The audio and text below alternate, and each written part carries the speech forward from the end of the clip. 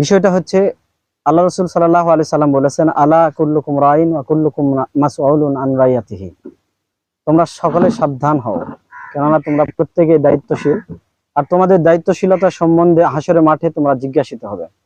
এই হাদিসটা আপনার নিকটে পেশ করে আমি বলতে চাচ্ছিলাম, এই বিবাহের আগ মুহূর্তেও আপনি একটা পরিবারের সদস্য ছিলেন, কিন্তু বিবাহ পড়ানোর সাথে সাথে আপনি একটা পরিবারের কি হবেন?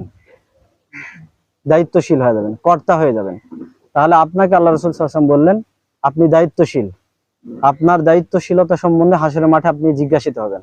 আপনার এই পরিবার সম্বন্ধে আল্লাহ আপনাকে জিজ্ঞাসা করবে, তোমার ওয়াইফ কি করছে, তোমার সন্তান সন্ততি কি করে চলছে, প্রত্যেকটা বিষয়ে কি করতে হবে? হিসাব দিতে হবে। এখানে আল্লাহ রাসূল সাল্লাল্লাহু আলাইহি ওয়াসাল্লাম রাইন শব্দ ব্যবহার করলেন। রাইন শব্দের অর্থ হচ্ছে রাখাল। রাখাল যেমন মেষ পাল নিয়ে সকালবেলা চলে যায়, সন্ধ্যার বেলা কি হয়? মুনিবের কাছে এসে তাকে হিসাব চোকাতে হয়। ঠিক তদ্রূপ আমরা প্রত্যেকেই দায়িত্বশীল, আর হাসরের মাঠে গিয়ে আমাদেরকে দায়িত্ব বুঝে দিতে হবে। এজন্য আল্লাহ তাআলা বলেছেন, ইয়া আইয়ুহাল্লাযীনা আমানু কু আনফুসাকুম ওয়া আহলিকুম নারা।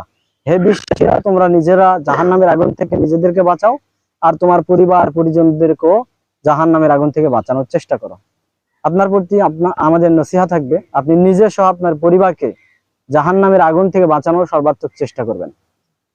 জি, আল্লাহ তাআলা আপনার সাহায্যকারী হয়ে যাক, আমরা এই দোয়া করছি। সাথে সাথে বলতে চাই যে, যে মেয়েটার সাথে আপনার সম্পর্ক জুড়িয়ে দেওয়া হচ্ছে, আমরা জানি তার সাথে আপনার এমনি তো আত্মীয়তার সম্পর্ক আছে, তাই না? খালাতো ভাই বোন। তাছাড়াও আমরা আদম সন্তান হিসেবে আমাদের প্রত্যেকেরই কি আছে? সম্পর্ক আছে। আদম এবং হাওয়া আলাইহিম আসসালাম থেকে আমরা পৃথিবীতে এই কোটি কোটি মানুষ, তাহলে আমাদের সম্পর্ক এমনিতেই আছে। এই সম্পর্ক জুড়িয়ে দেওয়ার পরে আপনারা হবেন স্বামী স্ত্রী, মানে কতগুলো সম্পর্কে আপনারা জড়িয়ে যাচ্ছেন। এজন্য সর্বাত্মক ভাবে আপনারা চেষ্টা করবেন মিল মহব্বতে থাকার।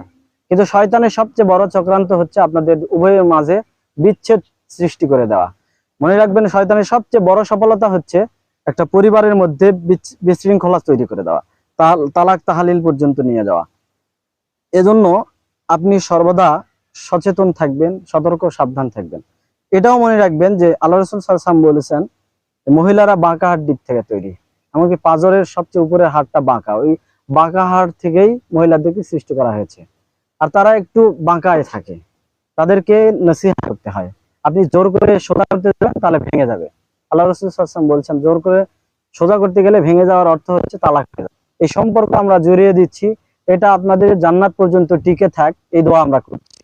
আপনাদের মাধ্যমে যে ফসল এই পৃথিবীতে, এই দুনিয়াতে আগমন করবে, আল্লাহ তাআলা তাদেরকেও শয়তানের ফেরেব থেকে মুক্ত করে দিক, শয়তানের ওয়াসওয়াসা থেকে তাদেরকে পরিত্রাণ দান করুক।